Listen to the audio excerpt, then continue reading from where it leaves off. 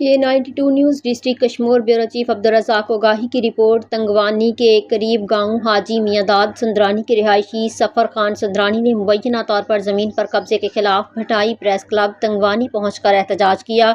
इस मौका पर उन्होंने इल्ज़ाम आयद करते हुए कहा कि खैरुल्ला संदरानी, ज़हरू संदरानी, मुख्तियार कार मुमताज़ चन्ना और तपेदार हफीज़ुल्लाह भलकानी ने बासर अफराद के साथ मिलकर उनकी ज़मीन पर नाजायज़ कब्ज़ा कर रखा है।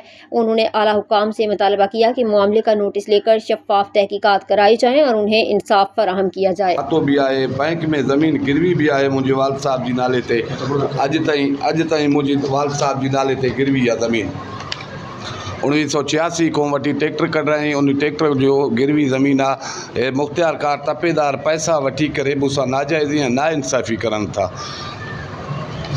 हे उन्हनि जो रिपोर्ट आहे, मुख्तियार कार ऐं तपेदार जो रिपोर्ट आहे। हे रिपोर्ट अची कोर्ट में पेश कयईं। नाजाइज़ी करे मूंसां उन्हनि खां पैसा वठी खैरला ऐं ज़ारो सुंदरानी खां पैसा वठी करे लखे रुपया पैसा वठी मुंहिंजो रिपोर्ट ग़लति करे ॾिनो। मां स्टेटमेंट ॾिनो आहे, उहो मुंहिंजो स्टेटमेंट अलाए काॾे कयो अथऊं, उहो ज़ाहिर बि न कयो अथनि। जो मुख्तियार कार आहे असांजे तंगवानी जो आहे मुमताज़ चन्ना, तपेदार असांजो सालगानी हाजाणे जो आहे हफीज़ुल्लाह बहलकानी।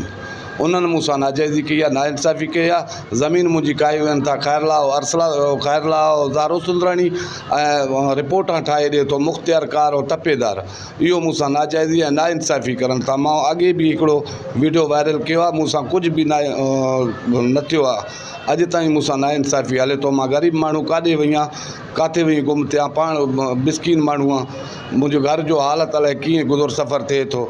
मां मजबूरन अची अॼु प्रेस क्लब में पहुतो आहियां। मां अॻे बि चयो आहे, ॿुधायो आहे त मां पाण खे पेट्रोल हारे बाहि ॾींदुसि। हाणे बि मां चवां थो जो मूंसां नाइंसाफ़ी थियो, मां पाण खे पेट्रोल हारे बाहि ॾींदुसि। सर DC को मुंहिंजो इहो मुतालबो आहे, मूंसां हक़ ऐं इंसाफ़ कयो वञे।